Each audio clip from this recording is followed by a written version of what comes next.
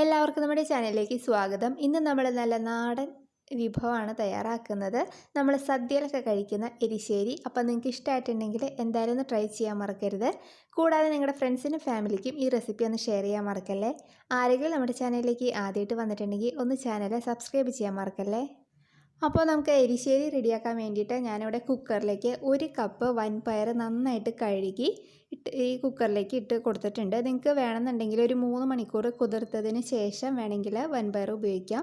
ഞാനിപ്പോൾ കുതിർത്തൊന്നും എടുത്തിട്ടില്ല, നന്നായിട്ട് കഴുകി കുക്കറിലേക്ക് ഇട്ട് കൊടുത്തിട്ടുണ്ട്. ഇനി ഇതിലേക്ക് ആവശ്യത്തിന് ഉപ്പ് ചേർക്കാം. പിന്നെ ഒരു 1/4 ടീസ്പൂണോളം മഞ്ഞൾപ്പൊടി, 1/2 ടീസ്പൂൺ നല്ല എരിവുള്ള മുളക് പൊടി ചേർക്കുന്നുണ്ട്. പിന്നെ ഇതിലേക്ക് ഒരു 1.5 കപ്പ് വെള്ളം കൂടി ചേർത്തിട്ട് നമുക്കിതൊന്ന് കുക്ക് ചെയ്തെടുക്കാം. അപ്പോൾ നമുക്ക് സ്റ്റവ് ഓണാക്കി കൊടുക്കാം. എന്നതിന് ശേഷം കുക്കർ അടച്ച് മീഡിയം ഫ്ലെയിമിൽ ഒരു 4-5 വിസിൽ നമുക്കിതൊന്ന് വരുത്തിയെടുക്കാം. അപ്പോൾ ഇതൊന്ന് കുക്കായി വരുന്ന സമയം കൊണ്ട് നമുക്കിതിലേക്ക് വേണ്ട അരപ്പ് റെഡിയാക്കാം. അതിന് വേണ്ടിയിട്ട് മിക്സിയുടെ ചെറിയ ജാറ് ഞാൻ എടുത്തിട്ടുണ്ട്. ഇതിലേക്ക് 2 നല്ല എരിവുള്ള പച്ചമുളക് ചേർത്ത് കൊടുത്തിട്ടുണ്ട്. പിന്നെ ഇതിലേക്ക് ഒരു 4 ചെറിയ ഉള്ളിയും കൂടി ചേർത്തിട്ടുണ്ട്. പിന്നെ ഇതിലേക്ക് ഒരു 1/4 ടീസ്പൂണോളം നല്ല ജീരകം ചേർത്ത് കൊടുക്കുന്നുണ്ട്. പിന്നെ ഇതിലേക്ക് കുറച്ച് ഉപ്പ് ചേർക്കാം. ഇനി ഒരു 1/4 ടീസ്പൂൺ മഞ്ഞൾപ്പൊടിയും കൂടി ചേർത്തിട്ട് നമുക്കത് നന്നായിട്ടൊന്ന് ക്രഷ് ചെയ്തെടുത്ത് കൊണ്ടുവരാം.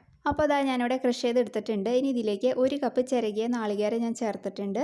ഇനി ഇതിലേക്ക് ഒരു 1/4 കപ്പ് വെള്ളം കൂടി ചേർത്തിട്ട് നല്ല ഫൈനായിട്ടൊന്ന് അരച്ചെടുത്ത് കൊണ്ടുവരാം. അപ്പോൾ അതാ ഇവിടെ അരച്ചെടുത്ത് വെച്ചിട്ടുണ്ട്. ഇത് നമുക്ക് മാറ്റി വയ്ക്കാം. ഇനി ഇതിലേക്ക് 1/2 കിലോ മത്തങ്ങയാണ് ഞാൻ എടുത്തിട്ടുണ്ടായിരുന്നത്. അതിൻ്റെ തോലൊക്കെ കളഞ്ഞ് വാഷ് ചെയ്ത് കട്ട് ചെയ്ത് വെച്ചിരിക്കുന്നതാണ്. നമ്മുടെ പയർ വെന്ത് കഴിയുമ്പോൾ നമുക്കിത് അതിനകത്തേക്ക് ചേർത്ത് കൊടുക്കാം. അപ്പോൾ അതാ നമ്മുടെ പയറൊക്കെ ഇവിടെ വെന്ത് വന്നിട്ടുണ്ടായിരുന്നു.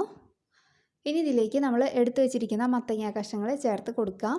എന്നതിന് ശേഷം നമുക്ക് ഫ്ലെയിം ഓൺ ചെയ്ത് മീഡിയം ഫ്ലെയിമിൽ ഇത് അടച്ച് വെച്ച് 2 വിസിലൊന്ന് വേവിച്ചെടുക്കാം കേട്ടോ.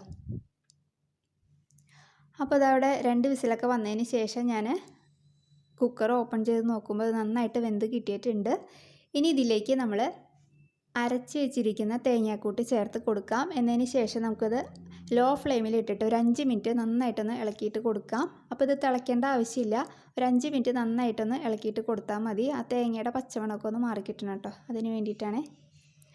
അപ്പോൾ അതവിടെ റെഡി ആയിട്ടുണ്ട്. അപ്പോൾ ഇതിനി ഇരിക്കുന്തോറും നല്ല കട്ടിയായിട്ട് വരും. അപ്പോൾ നമുക്ക് മാറ്റി വയ്ക്കാം. ഇനി ഇതിലേക്ക് വറവിടാം. അതിന് വേണ്ടിയിട്ട് സ്റ്റവ് ഓണാക്കി ഒരു പാൻ വെച്ചിട്ടുണ്ട്. പാൻ ഒന്ന് ചൂടായിട്ട് വരുമ്പോഴത്തേക്കും 2 ടേബിൾ സ്പൂൺ വെളിച്ചെണ്ണ ചേർക്കുന്നുണ്ട്. ഇതിലേക്ക് കുറച്ച് കടുകിട്ട് പൊട്ടിക്കാം. പിന്നെ 2 വറ്റൽമുളക് ചേർക്കുന്നുണ്ട്. പിന്നെ കുറച്ച് കറിവേപ്പില ചേർക്കുകയാണ്. ഇനി ഇതിലേക്ക് 1 കപ്പ് ചിരകിയ നാളികേരം കൂടി ചേർത്തിട്ട് നമുക്കൊന്ന് ഫ്രൈ ചെയ്തെടുക്കാം. അപ്പോൾ ഒത്തിരി അങ്ങോട്ട് ഫ്രൈ ആവേണ്ട ആവശ്യമില്ല. നല്ലൊരു ഗോൾഡൻ കളർ ആകുമ്പോഴത്തേക്ക് ഇതിലേക്ക് 1/4 ടീസ്പൂൺ മഞ്ഞൾപ്പൊടി ചേർക്കുന്നുണ്ട്. പിന്നെ ഒരു 1/2 ടീസ്പൂൺ മുളക് പൊടിയും കൂടി ചേർത്തിട്ട് നമുക്ക് നന്നായിട്ടൊന്ന് മൊരിച്ചെടുക്കാം.